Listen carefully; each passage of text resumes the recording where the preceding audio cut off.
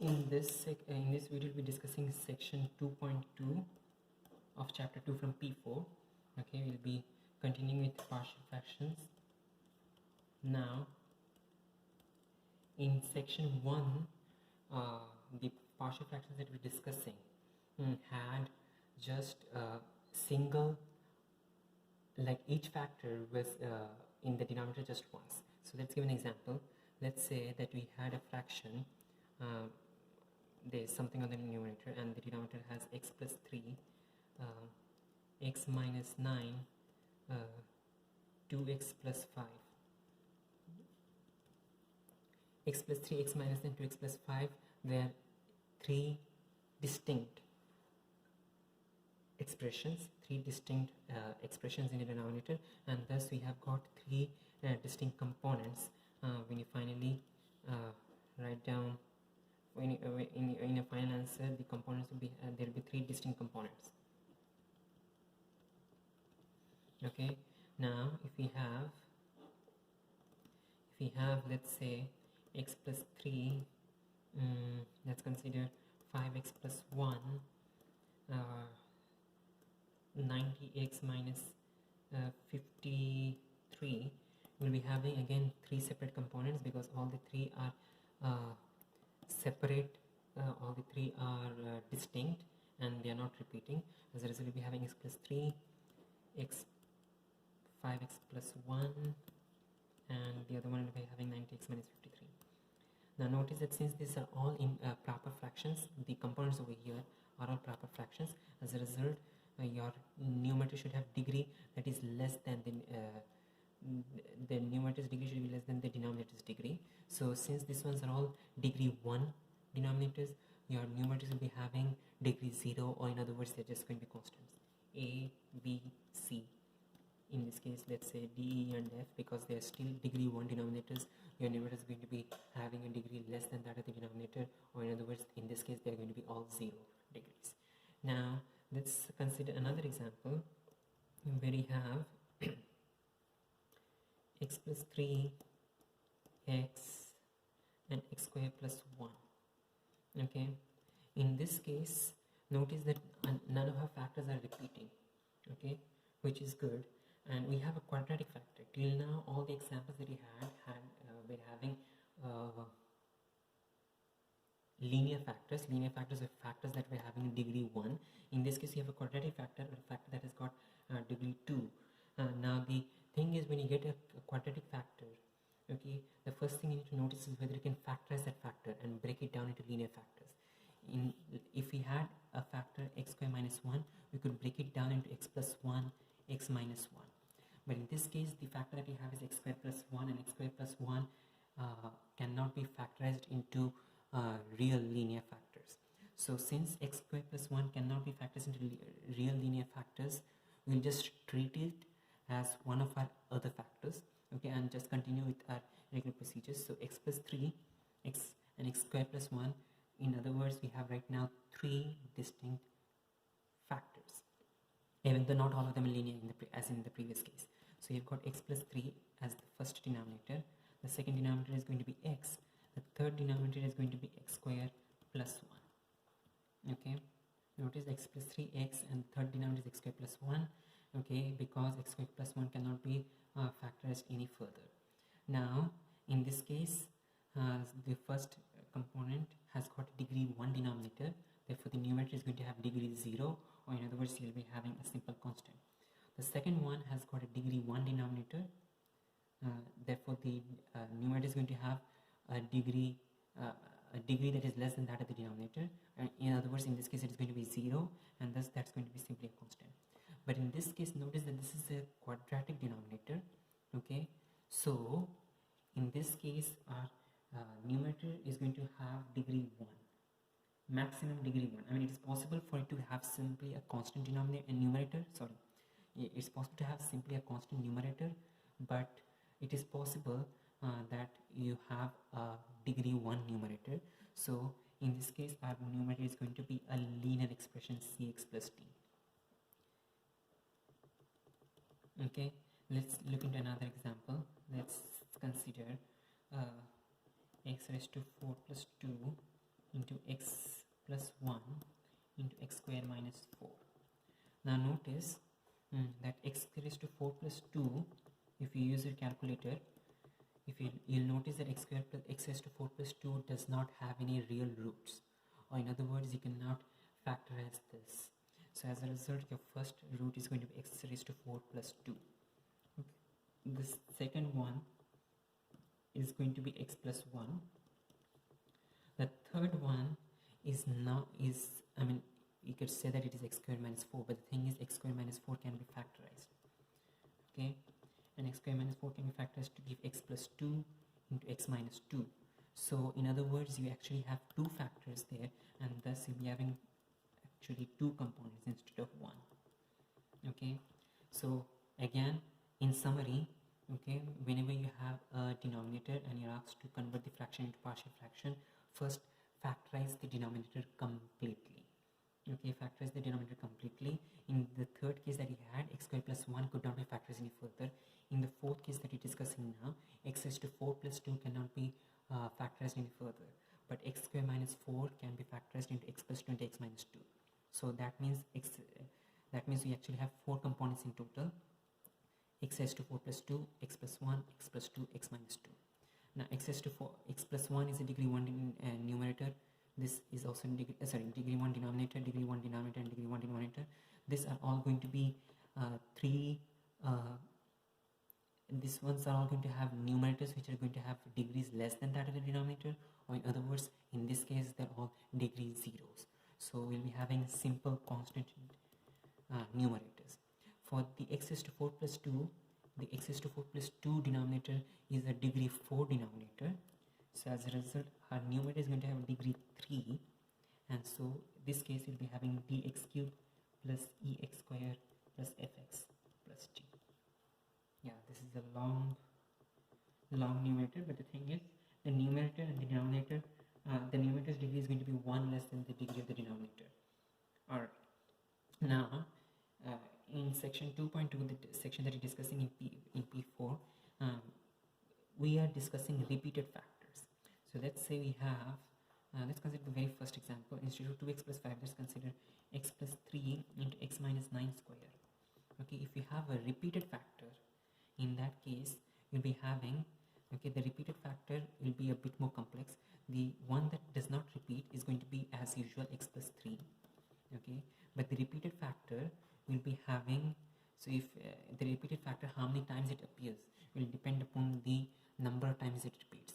So if it is, in this case, notice that this one is raised to 2, or in other words, it repeats 2 times. We'll be having 2 separate components for it.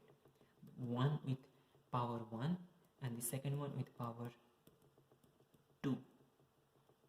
One with power 1, the second one with power 2, and the second one with power 2. Now, x plus 3 is a degree 1 numerator, denominator. Therefore, this one is going to have a degree 0 numerator. Or in other words, we are going to have a simple constant for this component. X minus 9 is going to have again a degree 0 numerator, or simply a constant. Now notice that x minus 9 the whole square is actually degree 2 denominator. This degree 1, this is degree 1, this is degree 2 denominator. Now according to previous discussion, okay, if you're having a degree 2 denominator, it's supposed to have a degree 1 numerator. If you're having a degree 4 denominator, it should have a degree 3 numerator. Okay, and so following that same discussion, degree 2 denominator should have a degree 1 numerator. But the thing is, that degree 1, whatever the degree 1, if I call it the degree 1ness, okay, that particular thing is taken care of. That particular thing is taken care of by this expression. Okay, so this expression is going to take care of the degree 1 aspect of this, and so this one is simply have a degree 0 denominator, or in other words, simply a constant c. Okay, now let's go over this the entire process again once more. Okay, let's consider we have a fraction that has got x plus 3 the whole square into 2x minus 5 the whole cube. Okay, notice that both the components over here are repeating. Okay, the first one repeats twice. As a result, we'll be having 1 with power 1 with the expression having power 1 in the denominator, and the second one having power 2 in the denominator. So x plus 3 in the first one and x plus 3 the whole square in the second one. Now x plus 3 is going to have a constant as the numerator. X plus 3 the whole square should have a degree 1, but the thing is that part is that degree 1ness, if I call it, the degree 1ness is going to be taken care of this by this term. In other words, you don't have to worry about a linear expression. You'll be having simply a constant expression here. Next, we have got 2x minus 5 the whole cube. You have a cube. In other words, you'll be having 3 terms to this. Okay, it will be not just one component or two components. You'll be having 3 separate components. The first one having 2x minus 5 the whole power 1. The second one having 2x minus 5 power 2, and the third one having 2x minus 5 power 3. Alright, now in this case again 2x minus 5 the power 1, power 2, power 3. Okay, we have all the powers over here. Okay, thus we'll be simply having constants. Okay, the first one is going to have a constant, the second one is having a constant, the third one also has a constant as the numerator. Yeah, just because we have a degree 2 denominator, degree 3 denominator. Now in generic this is supposed to have a degree 1 and a degree 2 numerator respectively, but that thing is going to be taken care of by the previous terms that we have. Okay, so these are simply going to be constant d and e, constant terms over here. Now let's consider another example. Let's consider x plus 6 into x plus 6 square into 4x square plus 1. X plus 6 square into 4x square plus 1. Now x plus 6 square into 4x square plus 1, x plus 6 the whole square, you have a repeating term which repeats twice. Okay, you'll be having thus 2 separate terms in the expansion, in the final answer, 2 separate components. Okay, the first component will have x plus 6 power 1, the second component will have x plus 6 power 2. The third component, notice that 4x square plus 1, okay, cannot be factorized. If you use the calculator, you'll notice that 4x square plus 1 does not have any 4x square plus 1 equals 0 does not have any real roots. Okay, 4x square plus 1 does not have any real factors. It cannot be factorized using just real numbers. As a result, 4x square plus 1 simply copies down. Now x plus 6 the whole square, x plus 6 is going to have a constant on top of it because this one is degree 1, thus this is supposed to be degree 0. Now this one is degree 2. General rules means this one should be degree 1, but the thing is this term, okay, should I call them partners in crime? Okay, this one is going to take care of that issue for the degree 1ness, and so you don't have to worry about that. You'll be simply putting a b, a constant numerator. Now for this one though, this is a degree 2, okay, and general terms means it is supposed to have degree 1. Okay, when you have a repeating term, okay, one of them, the one with the lower power in the denominator is going to take care of the higher degrees for the numerator that is usually required. But in this case, you don't have anyone, okay, any should I say partner in crime to help it deal with the degree 1ness of its numerator. So in this case, it is going to be simple. It is going to be the usual cx plus t. Okay, let's now look into an example, and the example that you're going to look into is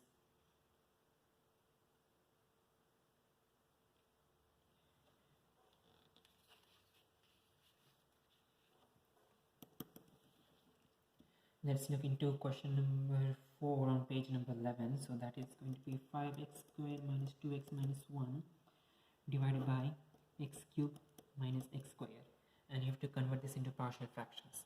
The first step is you have the denominator, factorize it completely. So we have got x cubed minus x squared.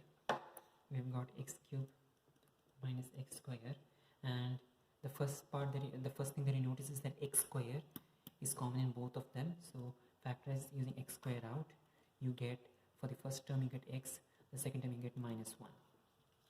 Okay, so 5x square minus 2x minus 1 divided by x cube minus x square, that converts into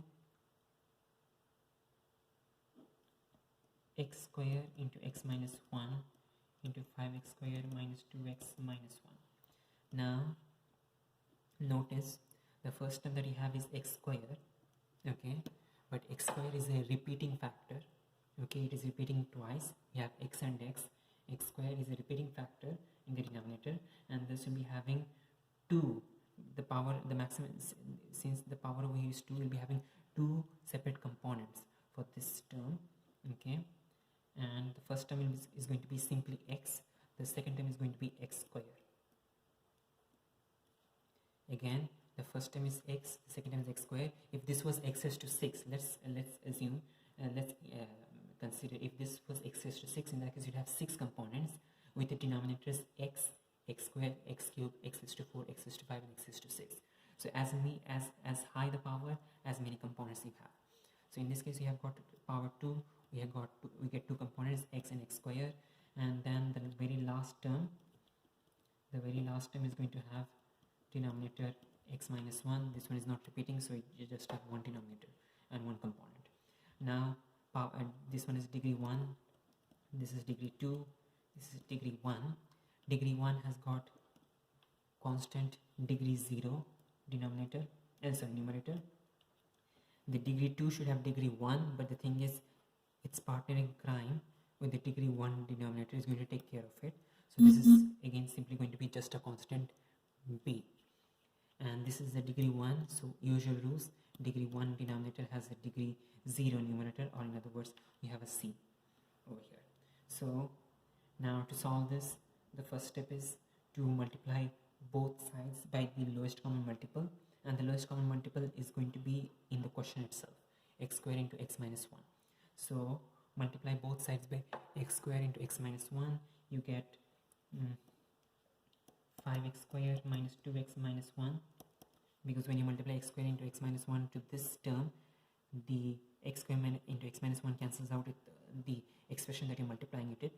Okay, 5x square minus 2x minus 1 is equivalent, okay, to a by x into x square into x minus 1 plus b by x square into x square into x minus 1 plus c by x minus 1 into x square into x minus 1.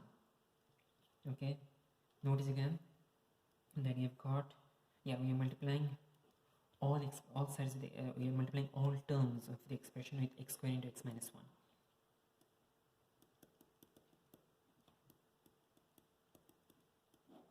Multiply all terms of the expression with x square into x minus 1. So the first term becomes x square and x cancel out to leave just an x. So you get ax into x minus 1. The second term becomes x square and x square cancel out, we get b into x minus 1.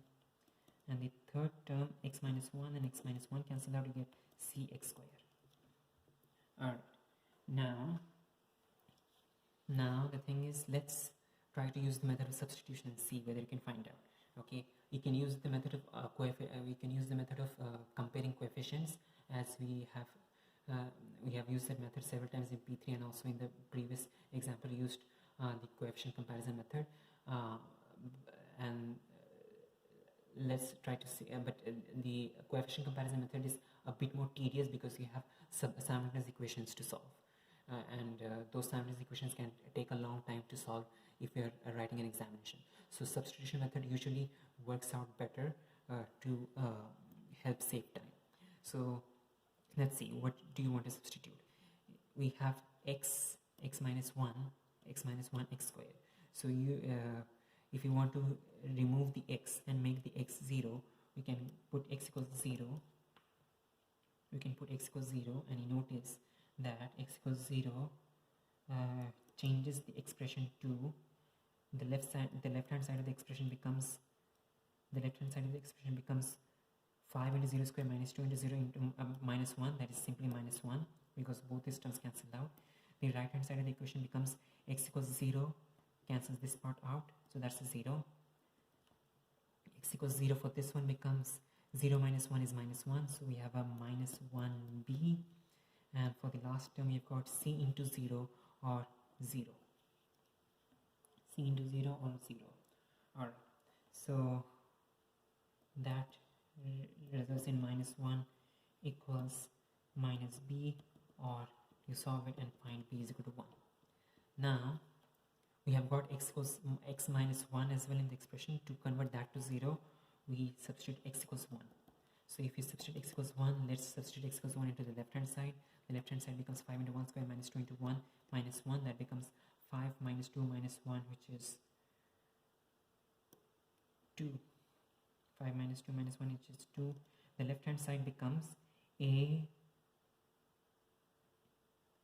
into 1 into 1 minus 1. So the 1 minus 1 is going to become 0, or in other words this part cancels out. The second term becomes b into 1 minus 1, that is a 0. B into 1 minus 1, that is a 0.